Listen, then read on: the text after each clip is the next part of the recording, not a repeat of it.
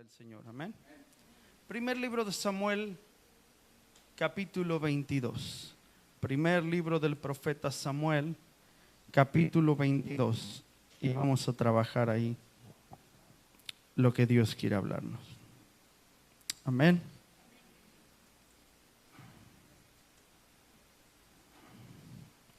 Primer libro del profeta Samuel, en el capítulo 22.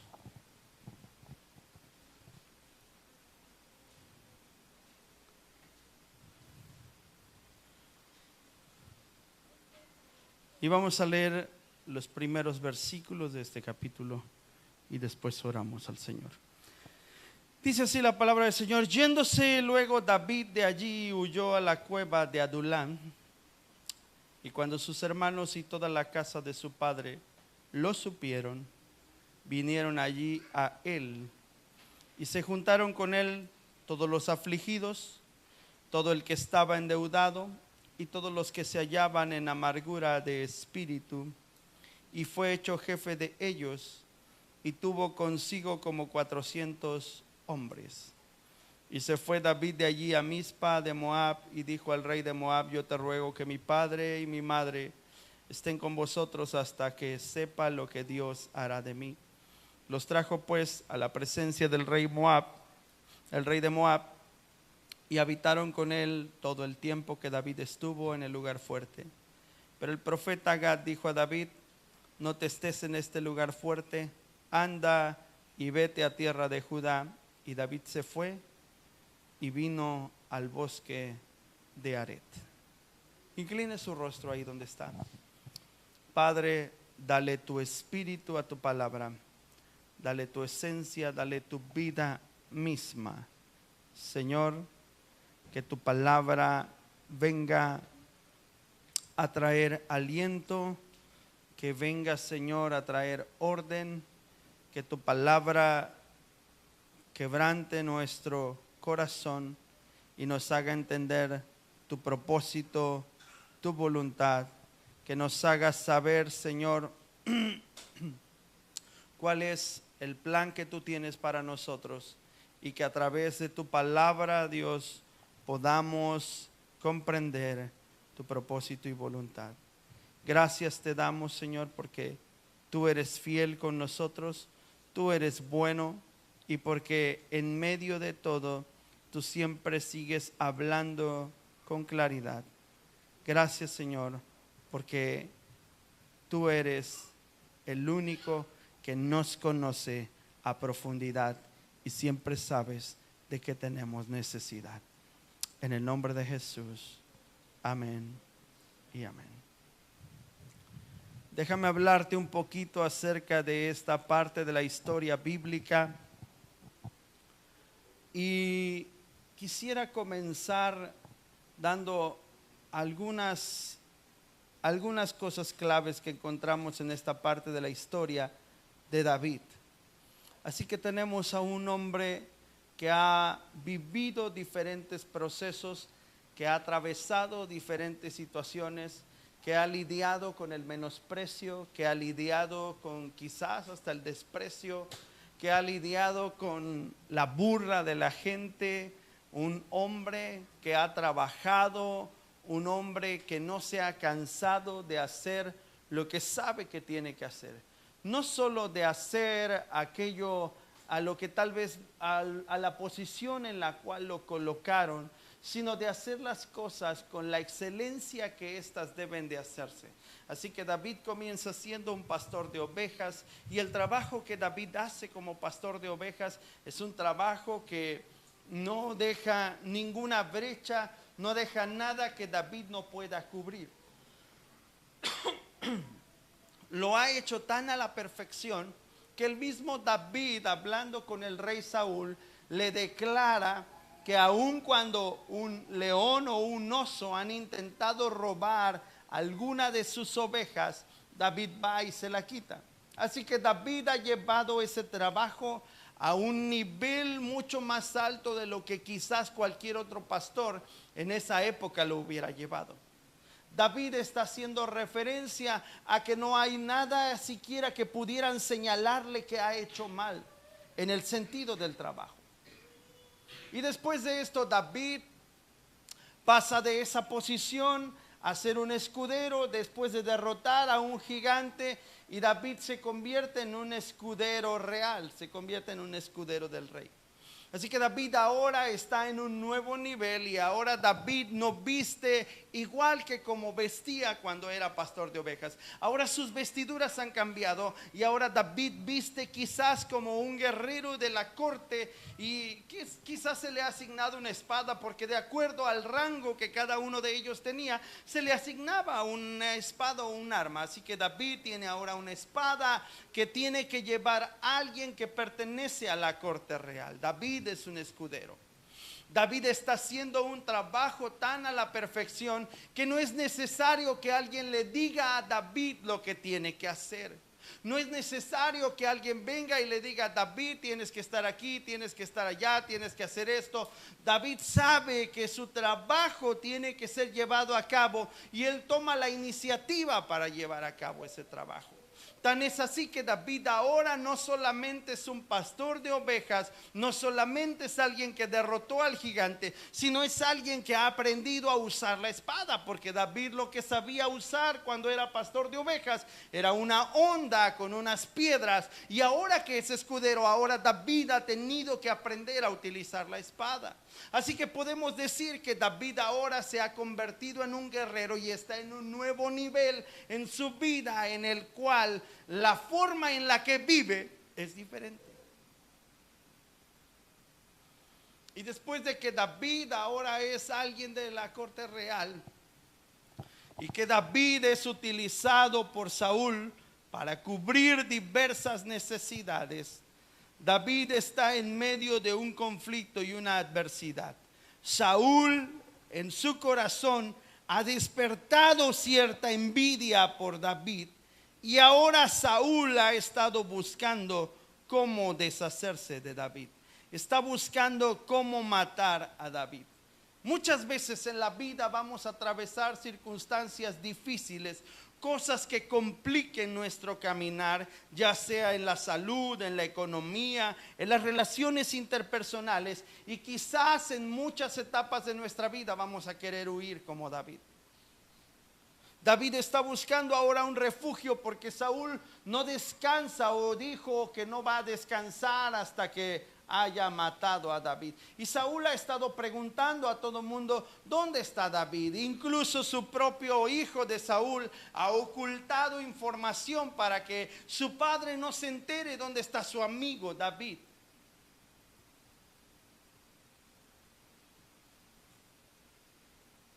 Dígale a alguien: siempre haz las conexiones correctas, para que Dios pueda usar esas conexiones para cubrir tu vida. Así que David ha conectado su corazón al corazón de Jonathan, hijo de Saúl. Y Jonathan está preocupado porque su padre quiere matar a su mejor amigo. Y Jonathan comienza a ayudar a David. Y Saúl está muy enojado porque Saúl se ha enterado que incluso su hijo Jonathan le ha ocultado información importante. Y aunque está buscando a David, aunque está tratando de encontrarlo, en su enojo Saúl comienza a decirle a su propio ejército que si ellos también lo van a traicionar, así como su propio hijo lo ha estado haciendo. Así que Saúl está en un conflicto ahora, porque él se siente que todo mundo lo está traicionando, y que incluso su hijo cayó en eso por David. Así que el coraje de Saúl no solamente es hacia su gente, sino que ha volcado todo ese coraje y ese odio quizás contra David. Y es ahí donde comienza lo interesante de la historia de David, porque todo comienza a cambiar para David en ese sentido. David en ese momento no tiene nada con lo cual pudiese combatir a Saúl. Y aún a pesar de que Dios ha puesto a prueba su fe, David entiende que no es el momento quizás de extender su mano. Y David no se va a atrever a extender su mano en contra de Saúl. Si hay algo que el ser humano siempre quisiera tener, es la oportunidad de destruir a quienes le hacen daño. Es la oportunidad de que quien le hace daño desaparezca. Y ojalá no lo vuelva a ver nunca más. David no lo ve desde esa perspectiva. David lo ve desde la perspectiva que si Dios lo colocó ahí y que si Dios lo puso bajo la autoridad del rey Saúl y Dios colocó al rey Saúl como rey sobre una nación, David no está dispuesto a ir en contra de lo que Dios mismo colocó. Así que David, aunque tiene la oportunidad y aunque Dios está probando que hay en el corazón de David, cada vez que tiene la oportunidad de matar a Saúl, David dice: yo no voy a extender mi mano contra el ungido del Señor. Si Él lo puso, el que se encargue de quitarlo. Y en todas estas oportunidades, David siempre, aunque está a punto de querer sacar su espada, decide guardarla y decide seguir haciendo lo que es la voluntad de Dios. Y en la última ocasión que Dios le pone a Saúl prácticamente en bandeja de plata y lo deja frente a él indefenso, David solamente corta una parte del vestido de Saúl y lo deja como una seña de que pudo haber acabado con él, pero no lo va a hacer. Esto genera aún un coraje mayor sobre Saúl, porque Saúl sabe que David tiene algo diferente, una gracia distinta, algo que lo hace estar siempre en el lugar correcto, momento correcto, y David siempre tiene la actitud correcta. Parece ser que todo va bien hasta ahí con David, pero llega un día en el que su corazón está atemorizado y tiene que buscar dónde refugiarse. Y encuentra un lugar, y este lugar se llama la cueva de Adulam. Y una cueva habla de una hendidura hecha en una roca, ¿ok? Y esa cueva que se llama Adulam, que significa protección, parece ser el lugar seguro para David. Parece ser que llegó a un lugar donde él se siente protegido y muy seguro. Esta cueva representa nada más y nada menos el sacrificio de Jesús sobre nosotros, porque Jesús es la roca eterna y la Escritura dice que Él siempre nos guarda, o Él guarda nuestra vida en el hueco de su mano.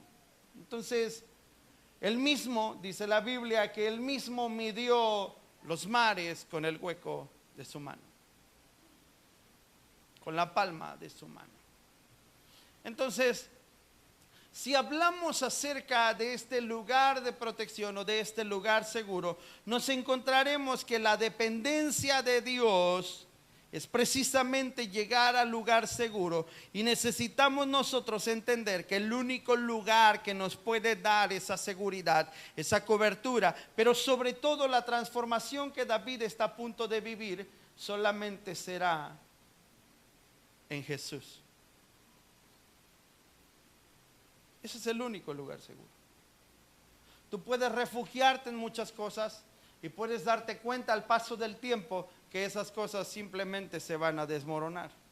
Tú puedes hoy ganarte la lotería y tener quizás en tu cuenta de banco 1 millón, 2 millones, 3 millones, 10 millones, los millones que sean, y quizás un solo problema o una situación o una mala decisión pueda llevarte a estar en la ruina mañana. Porque no hay nada que pueda darte la seguridad que solo Dios te puede dar. No hay nada que pueda esconderte en la roca como Jesús, que es la roca misma. Así que David llega a la cueva de Adulam y nos lleva a la cueva solamente una situación, y tiene que ser quizás alguna complicación o dificultad, porque buscamos un lugar de refugio. Así que David termina en ese lugar a causa de la persecución de Saúl, y todo muestra que las circunstancias sobre David son desesperantes y David necesita ya esconderse en otro lado que no sea a la vista de todos. Lo más importante de la historia es que de la cueva David no sale solo, entra solo pero no sale solo. Porque después de él entrar, entran con él muchos más. Y en eso quiero que enfoquemos nuestra atención. La cueva es el lugar de refugio, pero también representa ese lugar de intimidad de la presencia de Dios, en donde entramos huyendo de problemas, pero salimos transformados por su gloria. Eso es lo que representa la cueva de Adulam. Así que hay ciertos beneficios de pasar una temporada en la cueva o refugiados en la roca.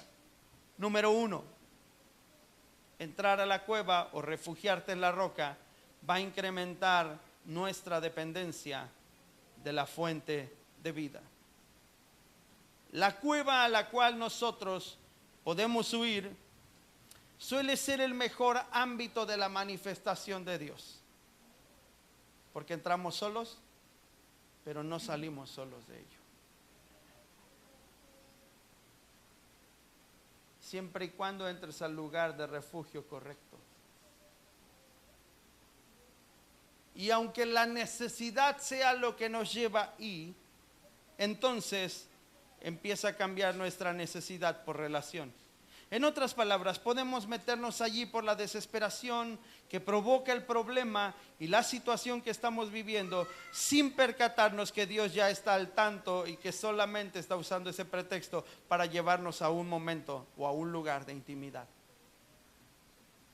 Esa es la razón del por qué esta frase de que en las cárceles y en los hospitales se escuchan las oraciones más sinceras tiene sentido. Porque en la cárcel y en el hospital siempre hay un punto de desesperación donde oras con sinceridad a Dios. Las oraciones más sinceras no son en una iglesia, son en medio de la necesidad. Esa es la oración más sincera. Cuando la situación se sale de tus manos, se sale de tu control o incluso se sale del control de la ciencia médica, es cuando abrimos el corazón y comenzamos a decirle a Dios: lo que tú quieras yo te lo doy, como si pudiéramos darle algo. ¿De acuerdo? ¿Verdad que sí? Lo que tú me pidas yo te doy, como si realmente pudiésemos darle algo, siendo Él el dueño de todas las cosas. Entrar a la cueva es entrar a un tiempo de intimidad. Y esto es el ámbito de la intimidad es el mejor lugar para incrementar nuestra dependencia de Dios. Podemos orar con otros, podemos orar en lugares públicos, podemos estar en una iglesia, pero la intimidad en la cueva es lo que convierte a Dios en nuestra única o el único centro de atención. Ese lugar de intimidad es lo que convierte a Dios en el primer lugar de todas las cosas. Entonces, para los hijos de Dios, la cueva no debería representar un ámbito de depresión, sino un lugar de revelación. Porque es donde accedemos a la fuente inagotable de la vida, que es Dios. Así que David, que está metido en esa cueva, y que la gente que lo rodea se ha enterado que él está en ese lugar, deciden correr con él y entrar al mismo lugar donde David entró. Pero David ha estado aprovechando el momento de estar en ese lugar de intimidad, porque la dependencia de Dios es lo que nos lleva a una mayor revelación de quién es nuestro Padre y de la grandeza de sus sueños y de sus planes para nuestras vidas. Así que quizás David entró con temor, pero ya no tiene temor porque está conectado a la fuente de la vida eterna. Porque lo que llevó a David ahí es el temor, pero David ha estado conectándose a la fuente de la vida y David no está atemorizado para nada. Número 2, segundo beneficio de estar en la cueva: recibimos una impartición de autoridad, y esta solamente puede ser dada por Dios. La misma familia que rechazó a David, que menospreció a David, Las mismas personas que no daban algo por él son las mismas que lo siguieron hasta la cueva de Adulam. Imagínate al padre de David diciendo: oh, mi hijo derrotó a un gigante, y yo tenía toda mi confianza en que él podía hacerlo. Cuando el día que Saúl fue a buscarlo a su casa, ni siquiera se acordó de él como una opción para ser ungido como rey.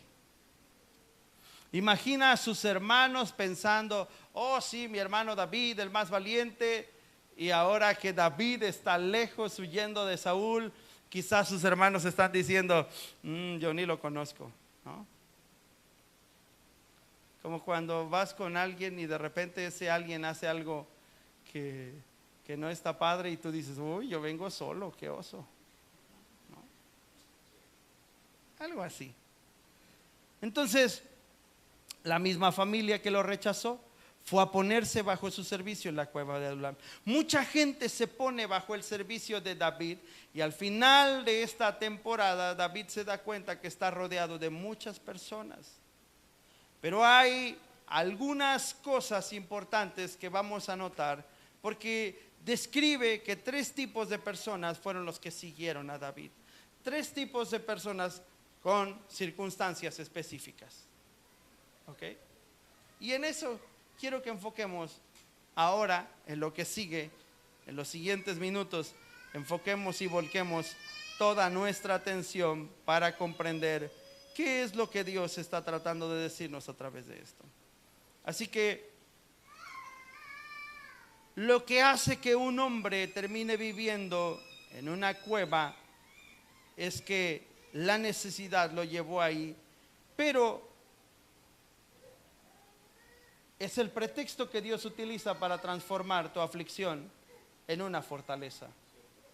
Es el pretexto que Dios utiliza para darte la gente que necesitas, que aunque vienen peor que tú, terminan siendo un ejército poderoso. Pero por lo regular no lo vemos así. No lo vemos así. Recuerdo en una temporada de hace algunos años de inundaciones, creo que fue con el huracán Alex. Recuerdo haber visto algunas fotografías, y en las fotografías se veía la ciudad de Monterrey inundada, y dentro de toda la inundación y el desastre que había, se veían un montón de camisetas o de playeras azules que decían: Cristo vive y transforma vidas. Y la gente empezó a darle valor a esa gente despreciada, menospreciada, que vende burritos en las calles y que ahora se convirtieron en una fuente de ayuda para ellos, cuando quizás ellos recibieron el desprecio de la gente, cuando quizás ellos recibieron el menosprecio al ofrecer su producto. Pero ahora, que significaba resolver una necesidad, eran el centro de atención de todos por lo que estaban haciendo. Así que Dios puede cambiar siempre la perspectiva de las cosas, porque Él es el que usa todo para terminar convirtiéndolo en un ejército poderoso, temido y respetado. Así que quizás por fuera David les está enseñando cómo utilizar una espada o un arma, porque David, recordemos que ya fue escudero del rey. Así que David sabe ahora, David tiene la preparación de un guerrero. David sabe cómo utilizar una espada, David sabe cómo utilizar una lanza, David sabe cómo utilizar un arco. David entiende a la perfección lo que un guerrero puede hacer. Y David ahora está recibiendo a un montón de gente que lo único que entiende, y ni siquiera eso entienden, son sus problemas. Entran con él todos los endeudados. Dígale al que está a su lado: los endeudados. ¿Quiénes son los endeudados? Dile al que está a tu lado: los que toman malas decisiones basados en la prisa, en el tiempo y la perspectiva equivocada. ¿Por qué nos endeudamos? ¿Por la prisa? ¿Por el tiempo? ¿Y qué más? Y por las perspectivas equivocadas. ¿Ok? Y no hablo de deudas que tú sabes que puedes pagar. Hablo cuando la deuda rebasa algo que ya no puedes tú solventar. ¿Ok? Y lo hacemos por la prisa, por el tiempo y por la perspectiva equivocada. ¿Qué más da? ¿No? La típica de los cristianos: Dios proveerá. ¡Pip! ¿No? Échale la tarjeta. ¿Sí o no? Dios proveerá. Tarjetazo, vámonos recio. Sabes que no lo tienes, pero quizás tienes la prisa de obtener aquello. Oh, mira, una pantalla de 75 pulgadas en oferta en Liverpool. ¿Qué onda? ¿La compramos? Y pues sí, Dios proveerá. Y ahí va la tarjeta. Y la oferta que compraste termina siendo la deuda interminable de pagar, porque no mediste y por la prisa solo te enfocaste en que quizás era una buena oferta, aunque la prisa dejó de darte el panorama correcto sobre que ya tenías muchas cosas pendientes por pagar, y eso iba a rebasar lo que tú tenías disponible. Los endeudados son todas aquellas personas que toman malas decisiones basadas en la prisa, en el tiempo y las perspectivas equivocadas. Y la Biblia hace un balance de las emociones con las decisiones correctas. Las emociones no producen decisiones estables, pero las decisiones correctas producen emociones estables. Qué interesante, ¿no? Las emociones no producen decisiones estables, pero las decisiones estables producen emociones correctas. ¿Ah? Cuando de repente un día te das cuenta que ahorraste cierta cantidad y ahora sí encuentras una oferta y dices: ese es el refrigerador que siempre soñé, lo bueno es que tengo dinero ahí guardado. Y la decisión correcta te lleva a vivir la emoción de tener algo que siempre anhelaste, pero ya estás preparado para ello. ¿Sí lo entendemos?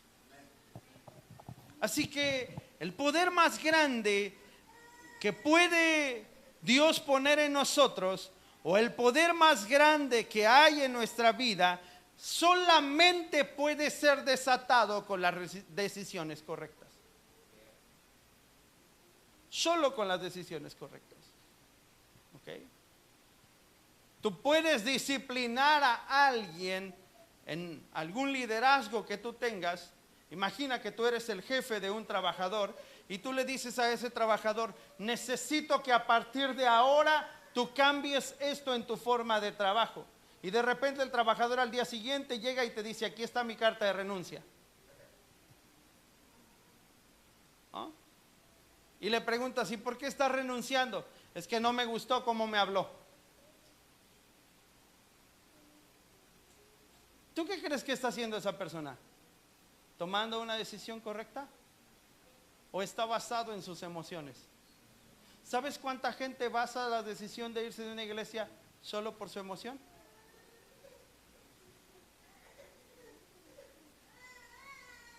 Pero nos ponemos tan espirituales que decimos: es que siento que ya no soy parte de aquí. La pregunta es: ¿quién te cortó para no sentirte parte de aquí? ¿Quién te cercenó? ¿Será que tus emociones están fuera del lugar? Y eso está haciendo que tomes decisiones precipitadas. Los endeudados son aquellos que toman malas decisiones basados en la prisa, el tiempo y las perspectivas equivocadas. Número 2, segunda clase de persona que siguieron a David: los afligidos. Dígale al que está a tu lado: los afligidos. Y los afligidos son aquellas personas que alinean su corazón con las malas experiencias. ¿Okay? Los afligidos son aquellas personas que alinean su corazón con las malas experiencias.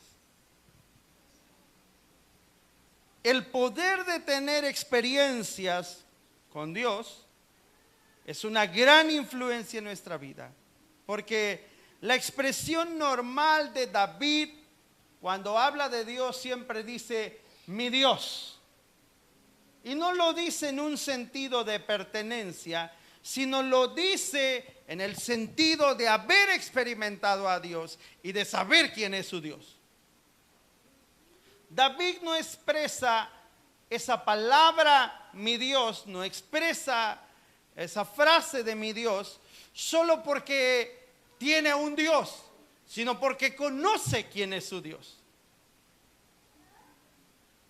Entonces los afligidos, cuando alinean su corazón a sus malas experiencias, empiezan a comportarse de acuerdo a la experiencia.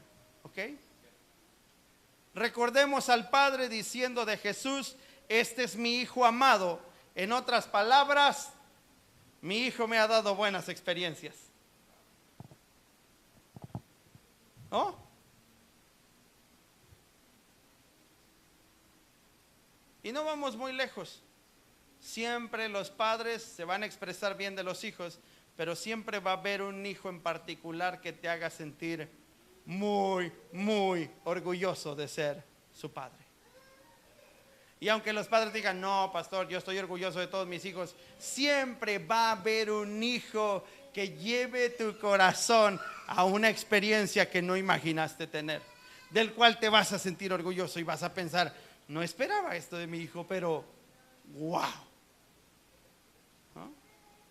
El hijo que rebasa las expectativas, el hijo que hace siempre el plus, que da más de lo que se le pide. Y entonces vamos teniendo experiencias con ese hijo y eso va formando que nuestro corazón esté alineado a la experiencia que vamos teniendo con ese hijo. Tan es así que cuando ese hijo llega a equivocarse, provoca mucho dolor. ¿No es cierto? ¿A poco no? Si ese hijo comete un error que te afecte a ti, ¿qué es lo primero que piensas? No lo esperaba de ti. No esperaba que sucediera eso contigo, ¿no? Yo no esperaba que tú hicieras esto. Pero de ahí parte algo interesante, que cuando ya tienes esa experiencia, entonces ya no tienes la misma confianza de hacer ciertas cosas con ese hijo. Y tiene que suceder todo un proceso para que esa confianza se pueda recuperar. Entonces imagínate, todos los que llegan ahí afligidos vienen con malas experiencias. ¿Cómo crees que le iban a dar la confianza a David de trabajar con su corazón? ¿No? Yo pregunto, ¿aquí hay alguien que haya tenido malas experiencias con amistades? Y yo les aseguro que muchos de ustedes a partir de ahí empezaron a tener cuidado a quién le dan su amistad. Porque relacionamos nuestras experiencias, alineamos nuestro corazón a la experiencia, y cuando alineamos el corazón a la experiencia, nos damos cuenta de lo importante que es, tener más experiencias con Dios que con lo que pueda estar ocurriendo a nuestro derredor. Entonces, de manera que nosotros cuando escuchamos al Padre decir, este es mi Hijo amado, entonces el Padre está dando testimonio de que la experiencia con el Hijo es buena. Y David está trabajando entonces con todos los afligidos, porque todos los afligidos necesitan recuperar la confianza para poder tener y vivir otras experiencias. Ninguno de ellos inmediatamente iba a llegar con David y le iba a decir, oh David, vengo así con este problema, fíjate que tengo problemas en mi matrimonio, David, no me ha ido nada bien. No, y principalmente los problemas que tienen que ver con la intimidad son los que nos mantienen a veces más lejos de vivir una nueva experiencia. Dígamelo a mí como pastor. Hay mucha gente que llega y dice: pastor, tengo que contarle una situación, pero me da mucha pena. ¿Por qué le da mucha pena? Porque estamos alineados a las experiencias. Pero cuando experimentas algo distinto, entonces rompes la barrera del temor y sabes que lo que vas a obtener va a ser un consejo que tú necesitas para tu vida, para tu familia o para tu propio corazón. ¿No? Y luego van con David un tercer tipo de personas: los que tenían amargura de espíritu. Dígale al que está a su lado: amargura de espíritu. Dile: no es un espíritu de amargura. Dile: es amargura de espíritu. ¿Sí? Tener un espíritu de amargura es diferente a tener amargura de espíritu. Tener un espíritu de amargura es algo más o menos como aquel que siempre anda con la cara de limón. ¿Ok? Ese es el que tiene un espíritu de amargura. Pero tener amargura de espíritu es que tu espíritu se encuentra totalmente quizás afligido, o quizás que te sientes como si ya no vas a poder más y que estás en el límite de la situación y que tú sabes que tienes que seguir caminando, aunque tu espíritu esté en amargura. Te mantienes de pie, ¿sí o no? Es algo más o menos así como cuando se te enferma un hijo y tú no puedes hacer nada porque ni siquiera puedes entrar al quirófano con él. Y una experiencia así te lleva a tener amargura de espíritu, porque tienes que depositar toda tu confianza en que cuando él salga de ahí todo va a estar bien. Pero mientras eso pasa, ¿cómo estás tú afuera? Ahí estás. Y de repente escuchas un grito y ¡ah! Y dices: ese es mi hijo. Ay, ¿qué le estarán haciendo? ¿No? Principalmente las mamás. ¿No? Los papás como que somos, todo está bien. Bueno, hay algunos que somos medio chillones a veces, pero por lo regular el papá es así como que: no, tú tranquila, todo va a estar bien. Tiene que llorar, hombre. ¿No? ¿Sí o no? Los papás siempre somos así de que tiene que llorar, le están haciendo algo. Y la mamá: sí, pero ya lloró como 20,000 veces. ¿No? Aunque apenas haya llorado como 3. ¿No? Entonces, eso te lleva a estar en una condición de amargura de espíritu. Pero también hay diversas situaciones que te pueden llevar ahí. El apóstol Pablo lo describe de la siguiente manera: no lo digo porque tenga escasez, pues he aprendido a contentarme cualquiera que sea mi situación. Sé vivir. Sé vivir humildemente y sé tener abundancia. Y en todo y por todo estoy enseñado, así para estar saciado como para tener hambre, así para tener abundancia como para padecer necesidad. Esa palabra sé vivir no significa sé respirar. ¿Ok? Porque quizás tú sabes vivir en el sentido de saber respirar, de estar vivo, pero quizás no has podido vivir porque hay una serie de cosas que afligen tu vida. ¿A poco no? Y nada más estás pensando: ¿y qué va a pasar mañana? ¿Y cómo voy a resolver esto? ¿Y cómo le voy a hacer con esto otro? Y tú no sabes vivir. Entonces vives en una situación de amargura de espíritu.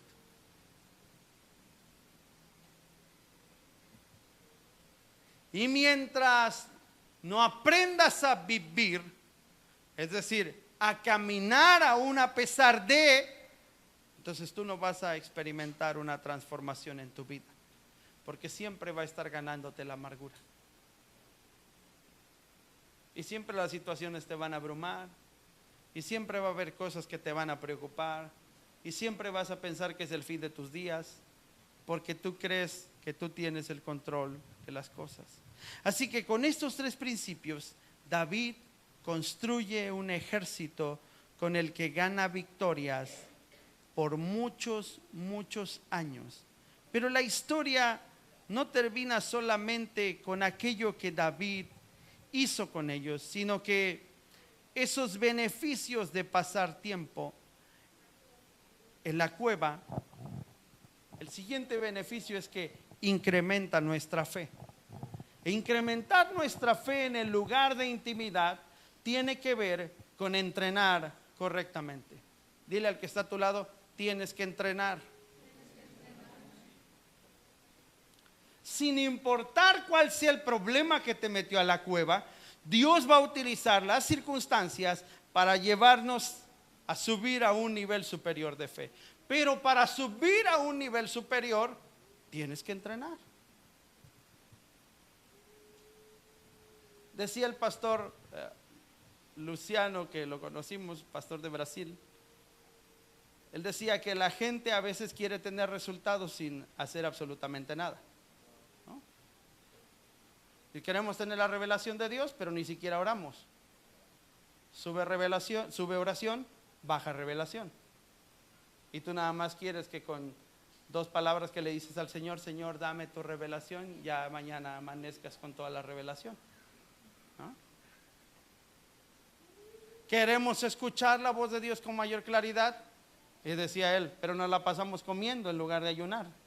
Si sabemos que ayunar es lo que nos da la afinidad de escuchar la voz de Dios, ¿por qué no lo hacemos? Dile al que está a tu lado, tienes que entrenar.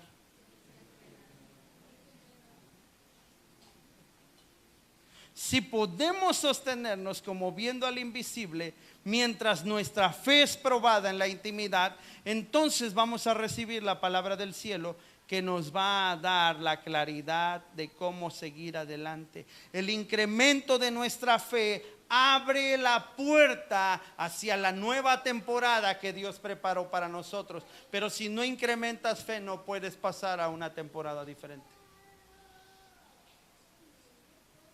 ¿no? Todos aquí sabemos el proceso de aquellos que se dedican a una disciplina deportiva, porque lo ven bueno para hacer algo, inmediatamente lo agarran, ¿verdad que no? Lo tienen que pasar por un proceso de preparación o entrenamiento. Y en la medida que van viendo cómo funciona, es en la medida que quizás vaya a tener la oportunidad de ir a un nivel cada vez más alto.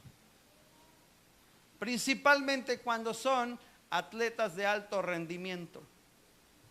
Imagina que tú eres el, no sé, el que quiere ir a los clavados de las Olimpiadas que va a haber, y vas y demuestras que tú te sabes echar un clavado, ¿no? Y en el primer clavado te lo avientas súper bien.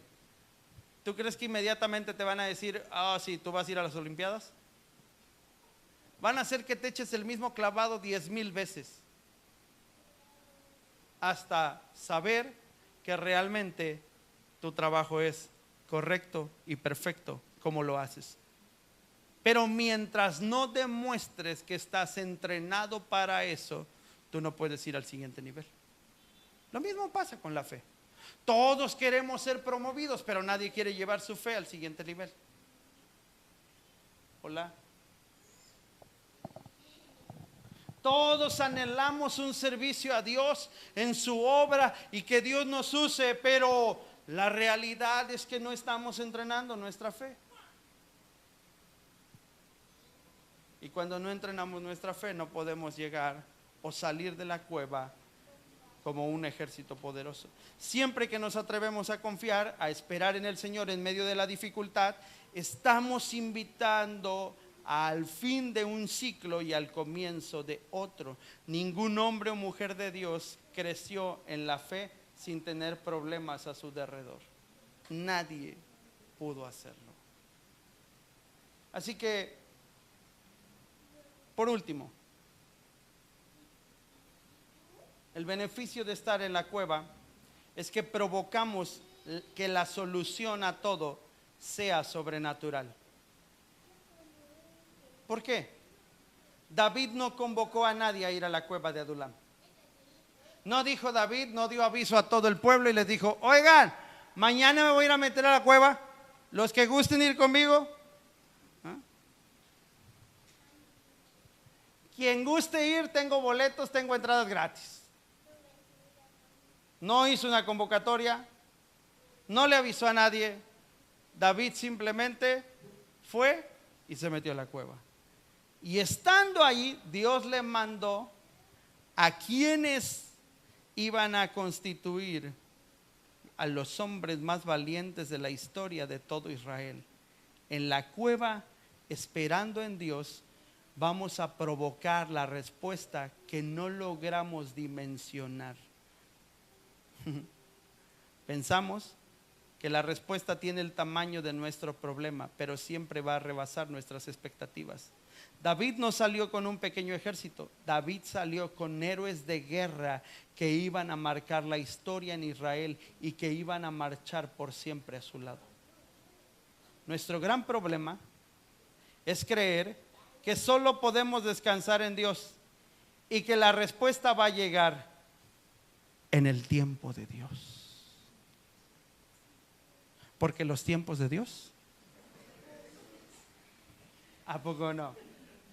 Y toda la gente dice esa frase: es que los tiempos de Dios son perfectos. Yo cuando escucho esa frase, yo siempre digo: es la frase más floja que he escuchado en la historia de la humanidad. Eso quiere decir que no vas a hacer nada para provocarlo. Y el cielo está esperando que provoquemos algo para que esto suceda. El cielo está esperando, dice la Escritura, que la tierra también gime por la manifestación de los hijos de Dios.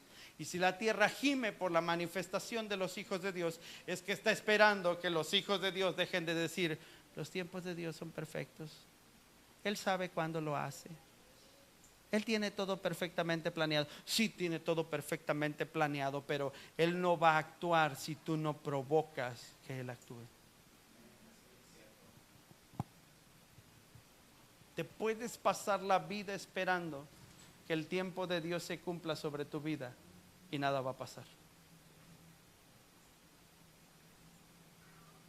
La invitación este día es: si vas a entrar a la cueva, que sea para tener intimidad, para que cuando salgas de ahí, por favor, para que cuando salgas de ahí estés rodeado de la gente correcta y de un ejército poderoso que pueda caminar contigo muchísimos años más. La muestra de que David tenía el corazón correcto es que un día David de repente tiene sed. Dice: oh, qué diera por beber de las aguas de aquel pozo. Y dice que sus valientes van y le traen un vaso de agua de aquel pozo que él quería beber. Y cuando David se dio cuenta que arriesgaron su vida por traerle aquello, David dice: no soy digno siquiera de probar esto. ¿Y sabes qué hizo? Lo ofreció delante de Dios. Porque David estaba viendo en ello el costo de la vida de sus valientes. ¿Sabes cuánta gente saca ventaja de otros? Mucha gente. ¿Por qué no valoramos a veces el sacrificio de alguien más? ¿Por qué no valoramos el esfuerzo de los demás? Pero lo único que puede ayudarnos a cambiar esa perspectiva es la conexión, la intimidad, el escuchar la voz de Dios, el tener el corazón correctamente alineado al corazón de Dios, a su palabra, y llevar nuestra fe a un crecimiento mucho más de lo que creemos que hoy tenemos. Me decía mi esposa que uno de mis hijos le preguntó en su lectura devocional. Uno de mis hijos se acercó y le preguntó: oye mamá, si en la Biblia dice que antes resucitaban los muertos, ¿por qué ahora en nuestra época no hay nadie que resucite muertos? Y me encantó la respuesta de mi esposa. Mi esposa le dijo: porque no hay alguien que se haya decidido a tener ese nivel de intimidad, de comunión con Dios, para poder hacerlo. Y seguido de una pregunta le dijo: ¿tú eres esa persona que Dios está buscando o esperando? Y mi hijo le respondió: sí, yo soy. Yo soy esa persona. Un día escuché a un hombre de Dios decir las siguientes palabras: todo mundo me pregunta cuál es la clave del éxito. Este hombre se llama Dante Gebel. Y dice que un día alguien, más bien todo mundo le preguntaba cuál es la clave del éxito. Y yo siempre les he respondido lo mismo. Y él dijo: la clave del éxito está en hacer lo que Dios te pide que hagas, en obedecer su voz y en dar pasos de fe.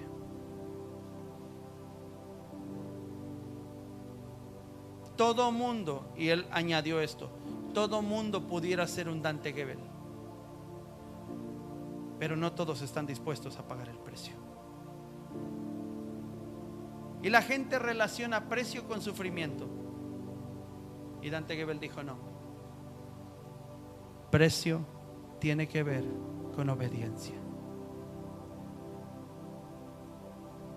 Si no estás dispuesto a creer y a obedecer, no estás dispuesto a pagar el precio.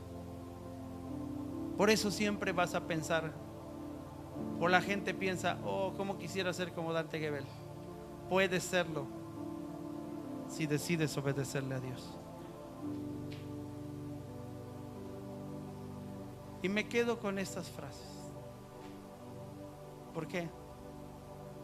Porque todos nosotros fuimos llamados a escribir una historia gloriosa en Dios. Pero el precio es la obediencia, la intimidad y estar correctamente alineados al corazón de Dios. Ponte de pie, por favor.